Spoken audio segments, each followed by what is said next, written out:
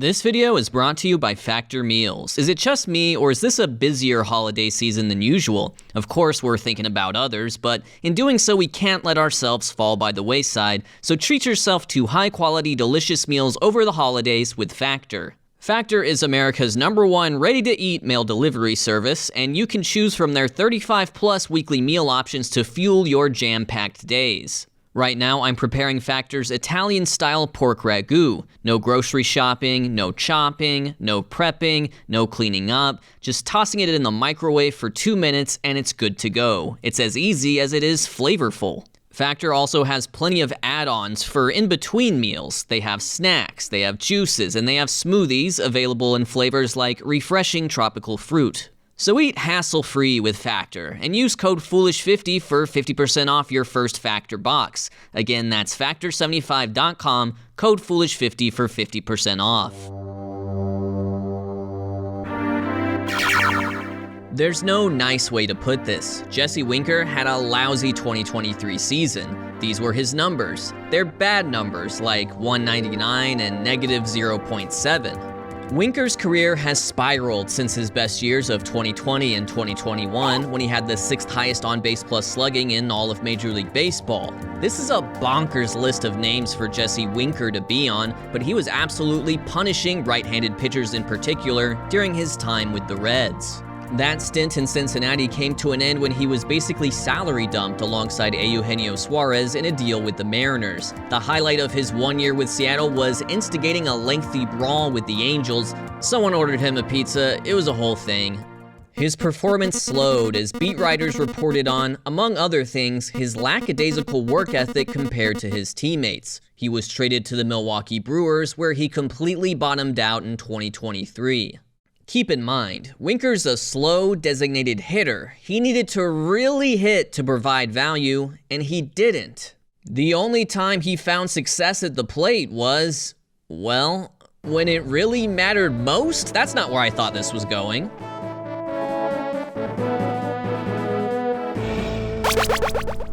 The concept of clutch, to me at least, is elevation of performance level in pivotal moments. The key word here is elevation. If Derek Jeter, Albert Pujols, or David Ortiz came through with the big hit in a playoff game, was it because they were clutch, or because they were simply good in all circumstances? This question has been pondered by history's greatest philosophers, including myself. What are you doing here? You're not supposed to be here. And I believe to be clutch means to play better than baseline in big moments. Jesse Winker established his low baseline in his very first game of the season, when he went 0 for 4 with 3 strikeouts versus the Cubs. As sports fans know, 3 of something is called more than 2. But beginning with the second game of the season, Jesse Winker put on an absolute clinic of clutch. April 1st, with lefty Justin Steele removed from the game, Winker pitch hit in the 8th, tying the ballgame with a seeing eye single up the middle off Javier Assad. He was immediately pinch ran for because, again, first percentile sprint speed and all that, but his replacement, Bryce Turang, stole second base and came around to score on a William Contreras 2-run single. The Brewers won this game 3-1 thanks to Winker's contributions. April 2nd, top of the 6th, with the Brewers up 3-2, Winker served a single to the outfield that, unlike me, touched grass, driving in 2 runs to extend the lead. This opened up the game as the Brewers rallied to score 3 more runs in the inning en route to a win. On April 3rd, with a runner in scoring position in a tie ball game with 2 outs, he ended up getting kind of fooled by the off-speed, but made it work to drive in the game's first run on a 2-strike pitch from Cookie Carrasco. The Brew Crew ended up winning this one 10-zip, but Winker at least broke the seal. And finally, 2 days later, he faced off against Drew Smith in the bottom of the 5th, down by 2 with 2 men in scoring position. After a 1-1 count, he fouled off a fastball, he took ball 2, he fouled off a slider, he took ball 3, he fouled off another fastball, then he got his pitch, a hanging changeup, and pounced on it. Unlike his first 3 clutch hits, this was solid contact, and it tied the game up at 6 apiece. The Brewers went on to walk it off in the 9th with a solo home run from Garrett Mitchell, but Mitchell would have never been in that position if not for Winker's clutch 8-pitch at bat with 2 outs in the 5th. Only 1 week into the season and he'd already collected 4 clutch hits and 4 Brewers wins. In terms of win probability added, he was the National League's most valuable hitter in that time frame. Stop me if you've heard this one before, or better yet, just skip ahead to this timestamp, but win probability added is a before and after snapshot of a team's likelihood to win in any given situation. When Winker came to the plate in the top of the 8th with no outs and runners on first and second, the Brewers' chances of winning the game were 47%. After Winker tied the game up and there were still no outs and the go-ahead run moved from first to third base, that number jumped to 74%. As such, he was credited with plus .27 WPA, aka 27% of a win. Win probability added is a great way to quantify clutch. It doesn't reward batters for stat padding, like hitting a home run off a position player in a 10-run game. Instead, it looks at the results of the at-bats that decide games. And in 2023, Jesse Winker was weirdly decisive.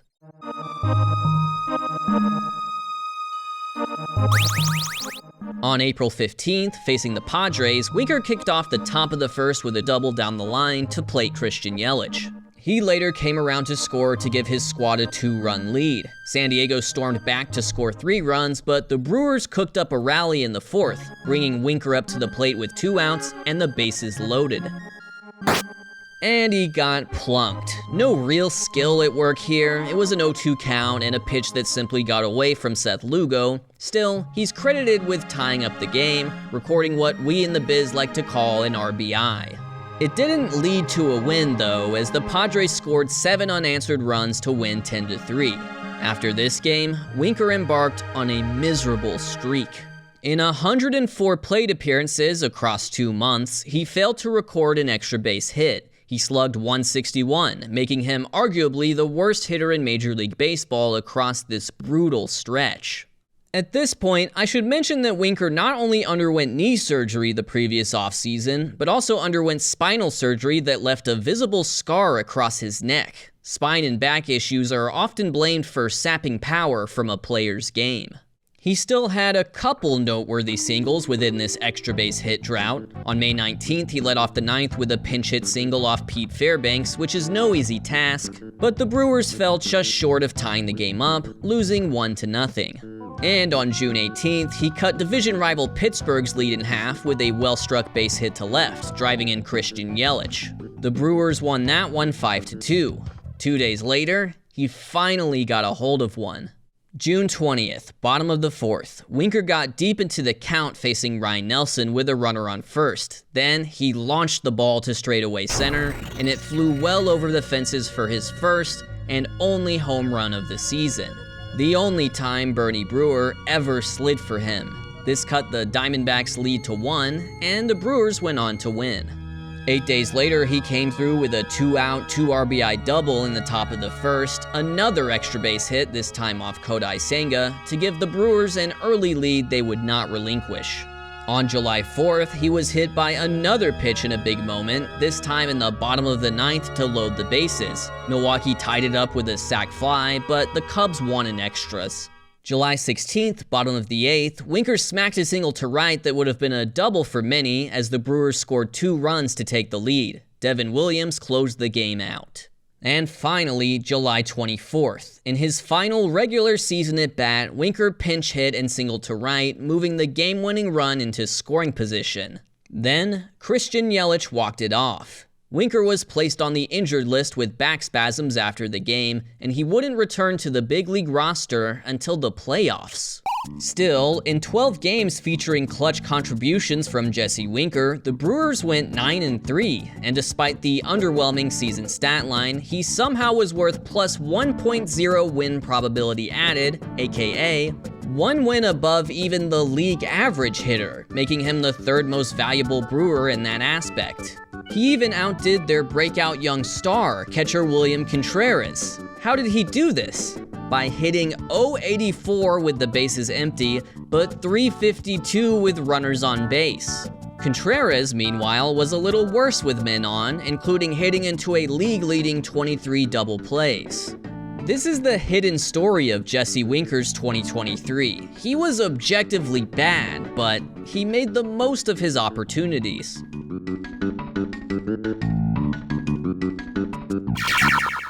The comparisons become even more unbelievable when we can draw in players from around the league. In 2023, Jesse Winker had a higher win probability added than the following hitters: Xander Bogaerts, Paul Goldschmidt, Bobby Witt Jr., Pete Alonso, and Luis Arias. His +1 equaled Marcus Semien. I know that sounds impossible, but given the mechanics of a stat like WPA, a lot can be achieved in a small sample size.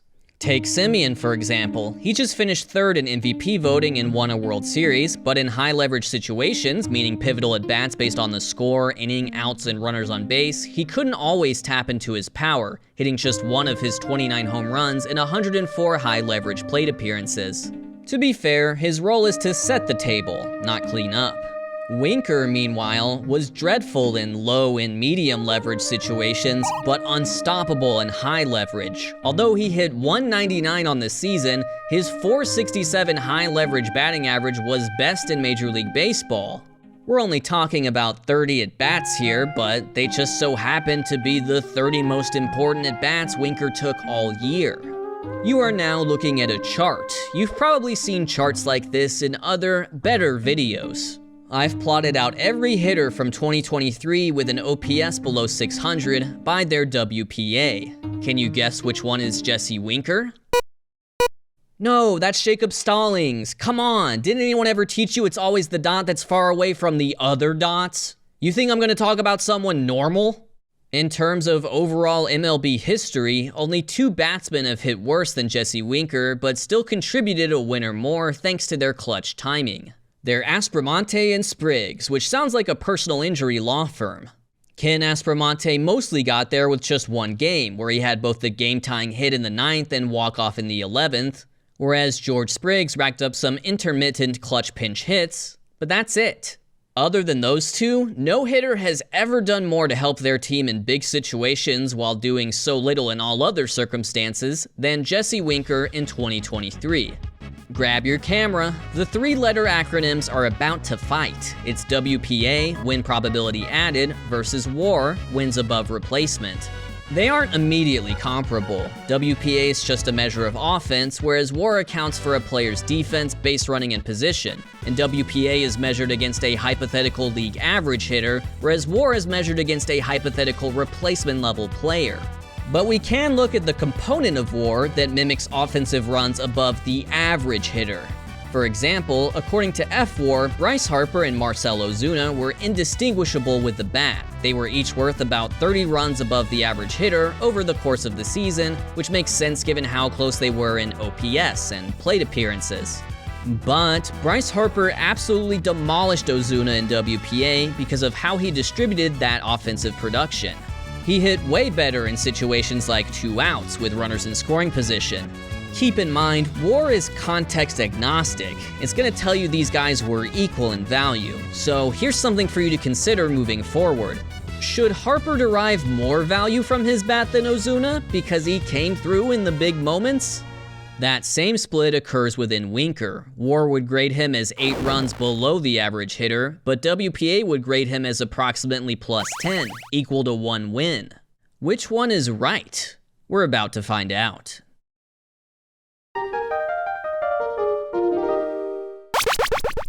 I'm not here to ask if clutch is a real thing. It's real in the sense that big moments happen and sometimes players come through. The question is whether overperforming one's baseline in big moments is a repeatable skill. Let's say we became a GM of a bad team called, I'm just gonna make up a name here, the Schmallerado Schmackies. If we believe clutch is a real skill, our market inefficiency is going to simply be targeting players who have proven they are clutch. Fangraphs has their own stat to quantify this. These aren't necessarily the players who performed best in big moments, but they are the players who performed best relative to their baseline level in not-so-big moments. After 2022, 3 of the top guys were free agents: Carlos Santana, Brandon Drury, and Jesus Aguilar. So, we signed them to the Schmockies. After all, why bother paying for Bryce Harper if these guys already hit like him in high leverage? They play out the season in a Schmolerado uniform and generally hit as well in 2023 as they did in 2022, which is totally fine by us. But what about the clutch moments?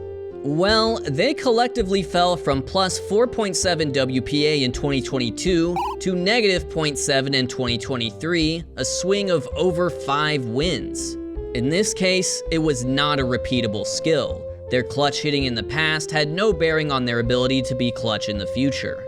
Think about those hitters Jesse Winker beat in terms of 2023 win probability added. They have repeatable skills. Pete Alonso's power is real because he hits a bunch of homers and he's going to keep hitting a bunch of homers. Luis Arraez's contact is real because he hits for average and he's going to keep hitting for average. And Bobby Witt Jr.'s speed is real because he runs real fast and he's going to keep running real fast. You can count on them. You can't count on clutch, at least if the definition is performing better in the big moment. It's mercurial. Your best bet for acquiring a player who performs well in clutch situations is acquiring a player who performs well in all situations. These are colloquially known as good players. Even if you had a lineup full of 2023 Jesse Winkers, your team would bat below 100 with the bases empty. There simply wouldn't be enough scoring opportunities to make the clutch gene worth it. So, was it just luck? In Jesse Winker's case, not quite all of it. In 2023, he had a reasonable 278 BABIP, that's batting average on balls in play, comparable to 296 for his career. But his BABIP with the bases empty was unsustainably low, and with men on, it was unsustainably high. In both situations, he hit the ball about 87 miles per hour on average, so the real difference here is launch angle. He hit the sweet spot far more often with men on base, leading to more batted balls finding the outfield grass. In October, Winker was announced as a surprise inclusion on the Brewers' playoff roster after missing the final 61 games of the regular season. In Game 1 of their wild card series versus the Diamondbacks, he pinch hit against Kevin Ginkel in the 8th inning and struck out on 3 pitches. In Game 2, he pinch hit again and grounded out to first. Both were met with a smattering of boos. And it's out number 2. As Milwaukee's season was quickly ended by Arizona. Jesse Winker is now a free agent. His career has sputtered out to the point that he may have to settle for a minor league deal. And as fun as it is to look back at his wacky 2023, where he was terrible but also helped Milwaukee win games, whatever organization gives him a chance next will do so because of the 1,500 plate appearances with the Reds where he was good, not the 200 with the Brewers where he was clutch.